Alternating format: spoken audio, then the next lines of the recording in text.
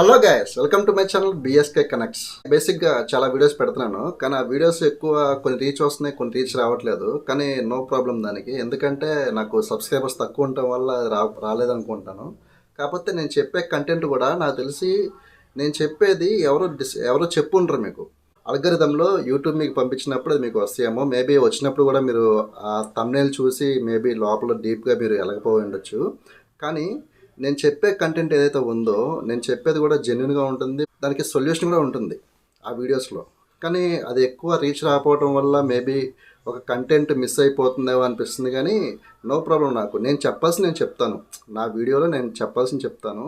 అది రీచ్ అయినంత వరకు ఎవరికైతే రీచ్ అయిందో నాకు కొన్ని కామెంట్స్లో చెప్తున్నారు, వాళ్ళు చాలా బాగుందన్న అని చెప్పేసి చెప్తున్నారు, ఇలాగే కంటిన్యూ చేయమని చెప్తున్నారు. సో నాకు అది చాలా హ్యాపీగా అనిపిస్తుంది. ఇంకా ఇంకా రీచ్ రావాలంటే కనుక నా ఛానల్ని సబ్స్క్రైబ్ చేసుకోండి. ఫేస్ ఆన్లో ఎందుకు వీడియో చేస్తాను అంటే, నేను చెప్పే కంటెంట్ నాదై ఉండాలి. సో నేను చెప్పినప్పుడు నా ఎక్స్ప్రెషన్స్ కానీ, నేను చెప్పే విధానం కానీ మీరు గమనించాలి. అప్పుడు నేను చెప్పింది జెన్యున్గా ఉందా లేదా అనేది కూడా మీకు అర్థమవుతుంది. అంతేగాని ఓన్లీ ఇమేజెస్ లాంటివో లేకపోతే చిన్న చిన్న వీడియోస్ లాంటివో పెట్టేసి మీకు బ్యాక్గ్రౌండ్లో వాయిస్ చెప్తే అది బాగుంటుందంటే కనుక ఇంకా మంచిగా నేను కంటెంట్ ఇవ్వగలను.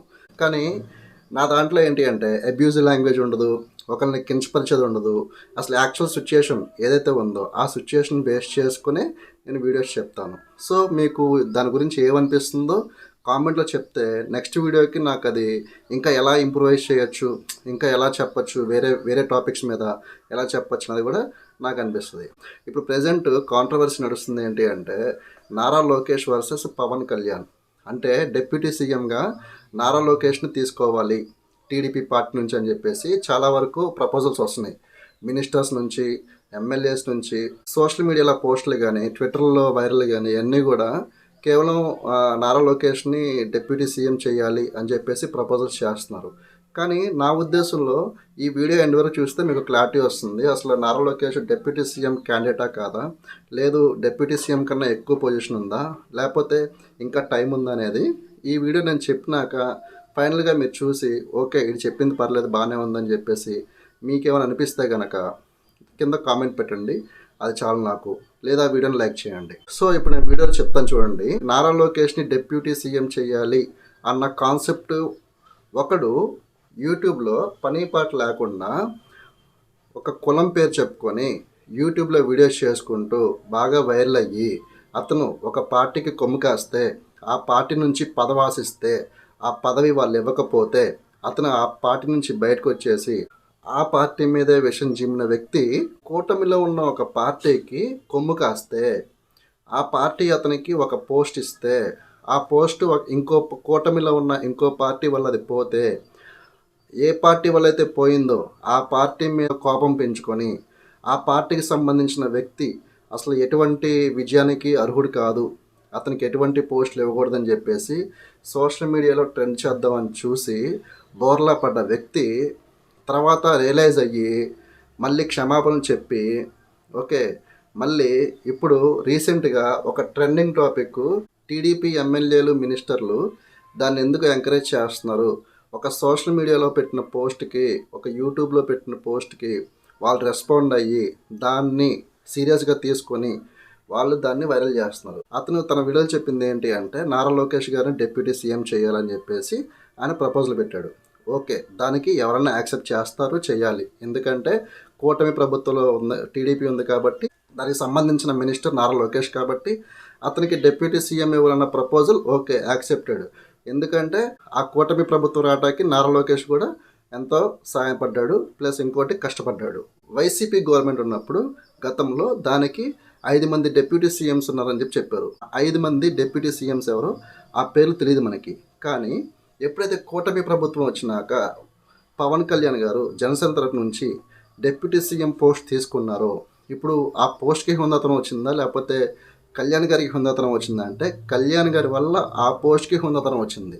అంటే ఇప్పుడు సీఎం చేసే పనులు, సీఎం ప్రెస్ మీట్ పెట్టి సీఎం చెప్పాల్సిన మాటలన్నీ డిప్యూటీ సీఎంగా కళ్యాణ్ గారు చెప్తున్నారు. అంటే అక్కడ మీరు గమనించాల్సింది, అక్కడ చెప్పేది డిప్యూటీ సీఎం కాదు, అతనికి కొన్ని శాఖలు ఇచ్చారు. పంచాయతీ రాజ్ అని చెప్పేసి, సైన్స్ అండ్ డెవలప్మెంట్ అని చెప్పేసి ఇలాంటి కొన్ని శాఖలు ఇచ్చినప్పుడు ఆ శాఖల్లో ఆయన డెవలప్మెంట్ చేసి చూపించి దాన్ని ప్రెస్ ముందు చెప్తున్నారు. పవన్ కళ్యాణ్ గారికి ఉన్న ట్యాగ్ ఏంటి? Deputy CM of Andhra Pradesh. So ఆ పొజిషన్ ఉండటం వల్ల ఆయన ఏ శాఖకి పనిచేసినా, ఏ శాఖ నుంచి ఆయన అభివృద్ధి చేసినా కూడా అది డిప్యూటీ సీఎంగా పవన్ కళ్యాణ్ గారు చేసినట్టుగా చూపిస్తున్నారు అక్కడ. నారా లోకేష్ గారికి కూడా డిప్యూటీ సీఎం పోస్ట్ ఇవ్వచ్చు. నారా లోకేష్కి డిప్యూటీ సీఎం పోస్ట్ ఇస్తే ఆయన ఇప్పుడు ఐటీ మినిస్టర్గా కానీ, లేకపోతే ఆయనకి వేరే శాఖలు ఇవ్వచ్చు. కళ్యాణ్ గారి దాంట్లో నుంచే కొన్ని శాఖానికి ఇవ్వచ్చు. సో అక్కడ డెవలప్ చేసుకుంటూ ఆయన ఇంప్రూవ్ చేసుకుంటే ఓకే. ఇప్పుడు కళ్యాణ్ గారు మాట్లాడే విధానం కానీ, ఆయన అకౌంటబిలిటీ కానీ, ఆయన స్ట్రైట్ ఫార్వర్డ్నెస్ కానీ సేమ్ అదే నారా లోకేష్ కూడా చెప్తే జనాలు ఏ విధంగా ఎవరిని ఎక్కువ రిసీవ్ చేసుకుంటారు, ఎవరు చెప్తే ఎక్కువ ఎఫెక్టివ్గా ఉంటుంది బయట జనాలకి అంటే అది కూడా చూసుకోవాలి. అంటే ఇప్పుడు ఇద్దరు డిప్యూటీ సీఎం మధ్య పోటీ పెట్టినప్పుడు, ఇద్దరు పోటాపోటీగా పనిచేస్తున్నప్పుడు ఎవరు పని చేస్తున్నారు, ఎవరు పని చేయట్లేదు అనేది పాయింట్ పక్కన పెడితే జనాలు ఎవరు చెప్తే ఎక్కువగా వాళ్ళు నమ్ముతారు. ఏ ఒక్కరి మాటను తీసుకోకపోయినా జనాలు ఏ ఒక్క అభివృద్ధిని చేసింది సరిగ్గా చెప్పకపోతే కనుక ఆ పదవికే అవమానంగా ఉంటుంది. సో ఇక్కడ నా పాయింట్ ఏంటి అంటే, ఇప్పుడు డిప్యూటీ సీఎం ఆఫ్ ఆంధ్రప్రదేశ్గా నారా లోకేష్ గారు, పవన్ కళ్యాణ్ గారు ఉన్నప్పుడు ఇప్పుడు నారా లోకేష్ గారికి ప్రమోషన్ ఇవ్వాలి, ఐటీ మినిస్టర్ నుంచి ఆయనకి ఇప్పుడు ప్రజెంట్ డిప్యూటీ సీఎంగా ప్రమోషన్ ఇవ్వాలి అని చెప్పినప్పుడు, ఇప్పుడు ఆయనకి ఐటీ మినిస్టర్గా ఉన్నప్పుడు ఆ హొందతనం లేదా, ఆ అధికారం లేదా? ఉన్నాయి కదా. చంద్రబాబు గారు ఎవరు? స్వయాన సొంత తండ్రి. అలాంటి తండ్రి ఇప్పుడు డిప్యూటీ సీఎం పోస్ట్ ఇవ్వాలంటే ఎవరా? ఇప్పుడు కళ్యాణ్ గారిని అన్నలాగా భావిస్తాడు, బాలకృష్ణ గారి మేనమామ.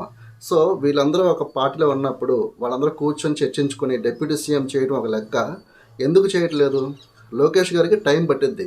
ఆ పట్టే టైం ప్రాసెస్లో ఫస్ట్ ఆయనకి ఇచ్చిన శాఖల్ని ఆయన ఇంప్రూవ్ చేసుకొని నెక్స్ట్ వేరే పోస్ట్కి వెళ్ళినప్పుడు అక్కడ కూడా డెవలప్ చేస్తే నెక్స్ట్ సీఎం పోస్ట్కి ఆయన నెక్స్ట్ చంద్రబాబు నాయుడు గారి తర్వాత సీఎం పొజిషన్కి ఎప్పుడైతే నారా లోకేష్ పోటీ చేస్తారో అప్పుడు జనాలు ఆదరించాలి అంటే ప్రజెంట్ ఉన్న శాఖల్ని ఆయన డెవలప్ చేసుకుని నెక్స్ట్ ఏ శాఖ ఇచ్చినా కూడా ఆయన డెవలప్ చేసుకుంటూ ఆయన వెళ్తేనే కదా జనాలు ఆదరించేది. అంతేగాని ఇప్పుడు మీరు ఏదో ప్రపోజల్ పెట్టేగానే చంద్రబాబు నాయుడు గారు అమ్మటినే ఆయనకి డిప్యూటీ సీఎం పొజిషన్ ఇచ్చేసి క్రియేట్ చేస్తే కాదు. వాళ్ళకి అన్నీ తెలుసు. ఏదో మీడియాలో డిబేట్లలో కూర్చొని ఏదో పనికిమాలిన మీటింగ్లు పెట్టి కూటమి ప్రభుత్వాన్ని కూల్చేద్దామని చూస్తే అది కళ్యాణ్ గారికి, చంద్రబాబు నాయుడు గారికి ఎటువంటి డ్యామేజ్ జరగదు.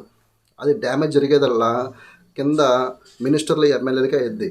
ఎందుకంటే ఒకవేళ వాళ్ళు ఓడిపోతే వాళ్ళ ప్లేస్లో వైసీపీ వాళ్ళు వస్తే వాళ్ళకి ఎలా ఉంటుందో 2019 నుంచి 2024 వరకు చూసారు వాళ్ళు.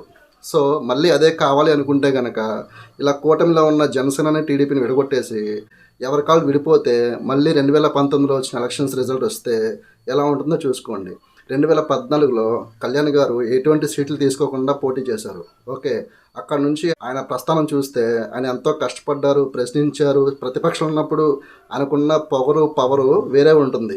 అదే అధికారంలోకి వస్తే ఆయన చాలా తగ్గి ఏ మాటలు మాట్లాడకుండా డీసెంట్గా ఆయన పని చేసుకుంటూ ప్రజలకు సేవ చేసుకుంటూ ఉన్న వ్యక్తిని మీరు ఈ విధంగా తక్కువ చేసి మాట్లాడుతున్నట్టు, ఓకే నారా లోకేష్ గారిని లేపుదామని చూస్తే ఓకే మీరు చేసుకోవచ్చు. కానీ ఏదైనా రోజు 2017 నుంచి 19 వరకు కూడా ఎలక్షన్స్ టైంలో కూడా కళ్యాణ్ గారిని చాలా మాటలు మీడియాలో కూర్చోబెట్టి చాలామందితో ఆయన్ని తక్కువ చేసి మాట్లాడిస్తాం కానీ అన్నీ చేశారు.